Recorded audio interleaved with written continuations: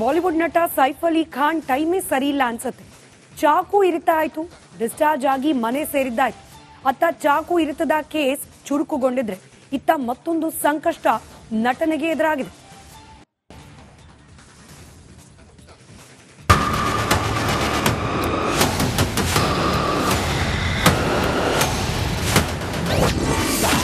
ಆರು ಗಂಟೆ ಆಪರೇಷನ್, 5 ದಿನದಲ್ಲೇ ಡಿಸ್ಚಾರ್ಜ್. ಮುಂಬೈನ ಬಾಂದ್ರಾದಲ್ಲಿ ಸೈಫ್ ಮೇಲೆ ನಡೆದ ದಾಳಿ ಪ್ರಕರಣಕ್ಕೆ ಸಂಬಂಧಪಟ್ಟಂತೆ ತನಿಖೆ ಏನೋ ನಡೆಯುತ್ತಿದೆ. ಆದರೆ ಈ ಅಟ್ಯಾಕ್ ಹಾಗೂ ನಟನ ಡಿಸ್ಚಾರ್ಜ್ ವಿಚಾರವಾಗಿ ಹಲವು ಅನುಮಾನಗಳು ಎದ್ದಿವೆ. ಸಾಮಾಜಿಕ ವಲಯದಲ್ಲಿ ಈ ಬಗ್ಗೆ ತೀವ್ರವಾಗಿ ಚರ್ಚೆಯಾಗುತ್ತಿದೆ. ಜನವರಿ 16ರ ಮಧ್ಯರಾತ್ರಿ ಸೈಫ್ ಅಲಿ ಖಾನ್ ಮೇಲೆ ಮಾರಣಾಂತಿಕ ಅಟ್ಯಾಕ್ ಆಗಿದೆ. ಸೈಫ್ ಬೆನ್ನಿಗೆ ಹೊಕ್ಕಿಕೊಂಡಿದ್ದ 2.5 ಇಂಚಿನ ಚಾಕುವಿನ ಪೀಸನ್ನ 6 ಗಂಟೆ ಆಪರೇಷನ್ ಮಾಡಿ ವೈದ್ಯರು ತೆಗೆದಿದ್ದಾರೆ. ಆದರೂ ಫಿಟ್ ಅಂಡ್ ಫೈನ್ ಆಗಿ ಕಾಣಿಸಿಕೊಳ್ಳುತ್ತಿರುವ ಸೈಫ್ ಬಗ್ಗೆ ಹಲವರು ಪ್ರಶ್ನೆ ಎತ್ತಿದ್ದಾರೆ. ಈ ಬಗ್ಗೆ ಶಿವಸೇನಾ ನಾಯಕ ಸಂಜಯ್ ನಿರುಪಮ್ ಹಲವು ಪ್ರಶ್ನಿಸಿದ್ದಾರೆ. जनवरी की एक घटना है और उसके बाद 6 घंटे का ऑपरेशन होता है और उसके बाद कोई व्यक्ति 4 दिन के अंदर ऐसा हंसते खेलते उछलते कूदते पहुंच जाता है, क्या यह संभव है? तो मेडिकल फ्रेटर्निटी से ही मेरा एक सवाल है और हम लोग अचंभित हैं क्योंकि वो जो घटना थी उस घटना ने पूरे मुंबई के लोगों को डरा दिया था. ಇನ್ನು ನಟನ ಮೇಲೆ ದಾಳಿ ಮಾಡಿದವ ಬಾಂಗ್ಲಾದೇಶದವನು ಅಂತ ಹೇಳಲಾಗ್ತಾ ಇದೆ.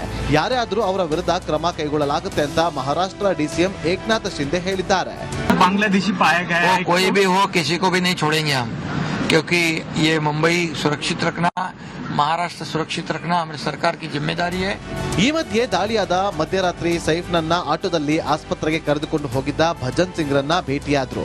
ಕಷ್ಟ ಕಾಲದಲ್ಲಿ ಜೀವ ಉಳಿಸಿದ್ದಕ್ಕಾಗಿ ಆಟೋ ಚಾಲಕನಿಗೆ ಧನ್ಯವಾದ ತಿಳಿಸಿದ್ರು. ಅಲ್ಲದೆ ಸೈಫ್ ತಾಯಿ ಶರ್ಮಿಳಾ ಠಾಗೂರ್ ಕೂಡ ಧನ್ಯವಾದ ತಿಳಿಸಿದ್ರು. बोले कि आप ठीक किए, अच्छा किए, धन्यवाद है आपका, जो भी है अच्छा ही किए, मेरे को छोड़े आप. हाँ, क्या क्या बातें हुई? कुछ भी नहीं, ऐसे कि बस जो भी है सब लोग परिवार के सब अच्छे हैं. सब जो है कि जैसे हाथ जोड़े सब जो भी मिला मेरे को सब ऐसे करके मेरे को, मैं भी ऐसे कर रहा हूँ. मैं इतना बड़ा सेलिब्रिटी, उनकी माता भी जो भी है मिल रही है, मुझसे बात कर रही है, तो मुझे वही खुशी हुई कि हाँ कोई स्टार की मदर से आज मिलने का मुझे सौभाग्य पैदा हुआ. ರಾತ್ರೋರಾತ್ರಿ ದಾಳಿ ಆಗಿದ್ದು ಹೇಗೆ? ಅಟ್ಯಾಕ್ ಮಾಡಿದವರು ಯಾರು?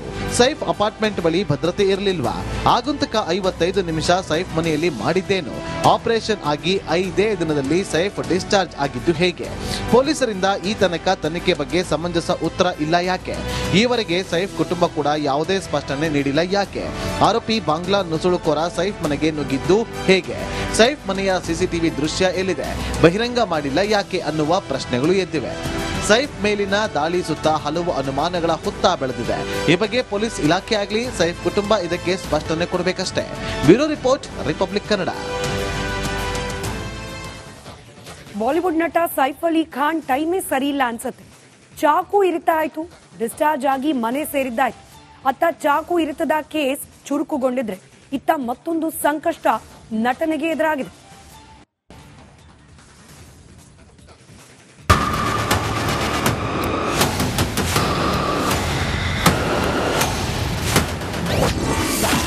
ಆರು ಗಂಟೆ ಆಪರೇಷನ್, 5 ದಿನದಲ್ಲೇ ಡಿಸ್ಚಾರ್ಜ್. ಮುಂಬೈನ ಬಾಂದ್ರಾದಲ್ಲಿ ಸೈಫ್ ಮೇಲೆ ನಡೆದ ದಾಳಿ ಪ್ರಕರಣಕ್ಕೆ ಸಂಬಂಧಪಟ್ಟಂತೆ ತನಿಖೆ ಏನೋ ನಡೆಯುತ್ತಿದೆ. ಆದರೆ ಈ ಅಟ್ಯಾಕ್ ಹಾಗೂ ನಟನ ಡಿಸ್ಚಾರ್ಜ್ ವಿಚಾರವಾಗಿ ಹಲವು ಅನುಮಾನಗಳು ಎದ್ದಿವೆ. ಸಾಮಾಜಿಕ ವಲಯದಲ್ಲಿ ಈ ಬಗ್ಗೆ ತೀವ್ರವಾಗಿ ಚರ್ಚೆಯಾಗುತ್ತಿದೆ.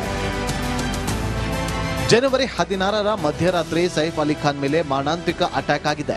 ಸೈಫ್ ಬೆನ್ನಿಗೆ ಹೊಕ್ಕಿಕೊಂಡಿದ್ದ 2.5 ಇಂಚಿನ ಚಾಕುವಿನ ಪೀಸನ್ನ 6 ಗಂಟೆ ಆಪರೇಷನ್ ಮಾಡಿ ವೈದ್ಯರು ತೆಗೆದಿದ್ದಾರೆ. ಆದರೂ ಫಿಟ್ ಅಂಡ್ ಫೈನ್ ಆಗಿ ಕಾಣಿಸಿಕೊಳ್ಳುತ್ತಿರುವ ಸೈಫ್ ಬಗ್ಗೆ ಹಲವರು ಪ್ರಶ್ನೆ ಎತ್ತಿದ್ದಾರೆ. ಈ ಬಗ್ಗೆ ಶಿವಸೇನಾ ನಾಯಕ ಸಂಜಯ್ ನಿರುಪಮ್ ಹಲವು ಪ್ರಶ್ನಿಸಿದ್ದಾರೆ. जनवरी की एक घटना है और उसके बाद 6 घंटे का ऑपरेशन होता है और उसके बाद कोई व्यक्ति 4 दिन के अंदर ऐसा हंसते खेलते उछलते कूदते पहुंच जाता है, क्या यह संभव है? तो मेडिकल फ्रेटर्निटी से ही मेरा एक सवाल है और हम लोग अचंभित हैं क्योंकि वो जो घटना थी उस घटना ने पूरे मुंबई के लोगों को डरा दिया था. ಇನ್ನು ನಟನ ಮೇಲೆ ದಾಳಿ ಮಾಡಿದವ ಬಾಂಗ್ಲಾದೇಶದವನು ಅಂತ ಹೇಳಲಾಗ್ತಾ ಇದೆ.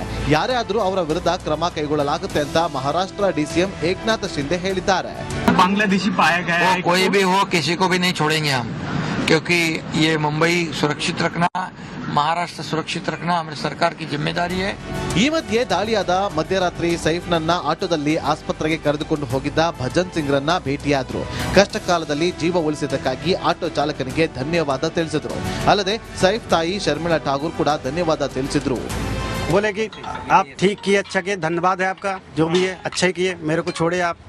था क्या क्या बातें हुई? कुछ भी नहीं, ऐसे कि बस जो भी है सब लोग परिवार के सब अच्छे हैं, सब जो है कि जैसे हाथ जोड़े सब जो भी मिला मेरे को सब ऐसे करके मेरे को, मैं भी ऐसे कर रहा हूँ। मैं इतना बड़ा सेलिब्रिटी, उनकी माता भी जो भी है मिल रही है और मुझसे बात कर रही है, तो मुझे वही खुशी हुई कि हाँ कोई स्टार की मदर से आज मिलने का मुझे सौभाग्य पैदा हुआ। ರಾತ್ರೋರಾತ್ರಿ ದಾಳಿ ಆಗಿದ್ದು ಹೇಗೆ? ಅಟ್ಯಾಕ್ ಮಾಡಿದವರು ಯಾರು? ಸೈಫ್ ಅಪಾರ್ಟ್ಮೆಂಟ್ ಬಳಿ ಭದ್ರತೆ ಇರಲಿಲ್ವಾ? ಆಗುಂತಕ 55 ನಿಮಿಷ ಸೈಫ್ ಮನೆಯಲ್ಲಿ ಮಾಡಿದ್ದೇನು? ಆಪರೇಷನ್ ಆಗಿ 5ನೇ ದಿನದಲ್ಲಿ ಸೈಫ್ ಡಿಸ್ಚಾರ್ಜ್ ಆಗಿದ್ದು ಹೇಗೆ?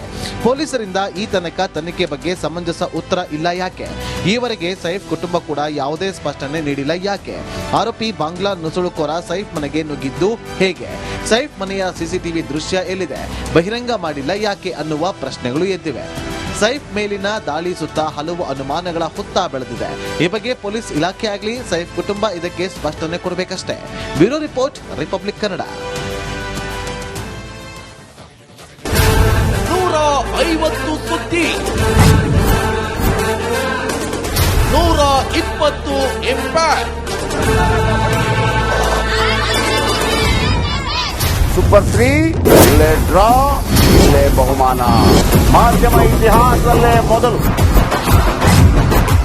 ಪರಿಹಾರ ಪತ್ರಿಕೋದ್ಯಮ. ಜೀವನ ನಡೀತಾ ಇಲ್ಲ ಸರ್.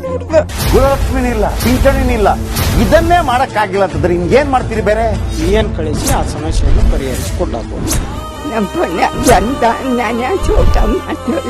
ಒಬ್ಬ ಅಜ್ಜಿ, ಅವರು ವಿಕಲಚೇತನರು, ಯಾರತ್ರ ಹೇಳೋದು?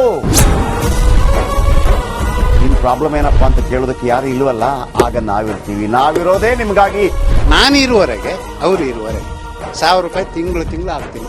ಆದ್ರೆ ಈ ಕೆಲಸ ಇದೆಯಲ್ಲ ಯಾವತ್ತೂ ಕೂಡ ಶಾಶ್ವತವಾಗಿ ನಮಗೊಂದು ಒಳ್ಳೆ ನೆನಪನ್ನ ಕೊಡುತ್ತೆ, ನಮ್ಮನ್ನ ಕಾಪಾಡುತ್ತೆ. 24 ಗಂಟೆಯಲ್ಲಿ ಅವರ ಬದುಕು ಬದಲಾಗಿ ಹೋಯಿತು. ನಾವು ರಿಪಬ್ಲಿಕ್ ಕನ್ನಡ, ನೇಷನ್ ಫಸ್ಟ್. ಸಮಾಜ ನಮಗೆ ಬಹಳ ಮುಖ್ಯವಾಗಿರುತ್ತೆ. ನಾವು ಆ ಜಾತಿ ಈ ಜಾತಿ ಅಂತ ನೋಡೋದಿಲ್ಲ. ಸಮಾಜದ ಕಟ್ಟ ಕಡೆ ವ್ಯಕ್ತಿ ಯಾರಿರ್ತಾನೆ, ಅದು ಯಾವುದೇ ಜಾತಿಯವನಾಗಿರ್ಬೋದು, ಯಾರು ಕಷ್ಟದಲ್ಲಿದ್ದಾನೆ ಅವನ ಪರವಾಗಿದ್ದಾನೆ. ಕನ್ನಡಕ್ಕೆ ಧನ್ಯವಾದ. ನಾವು 1 ವರ್ಷದ ನಿರ್ಭೀತ ಪತ್ರಿಕೋದ್ಯಮ ರಿಪಬ್ಲಿಕ್ ಕನ್ನಡ, ಇದು ನಿಮ್ಮ ಧ್ವನಿ.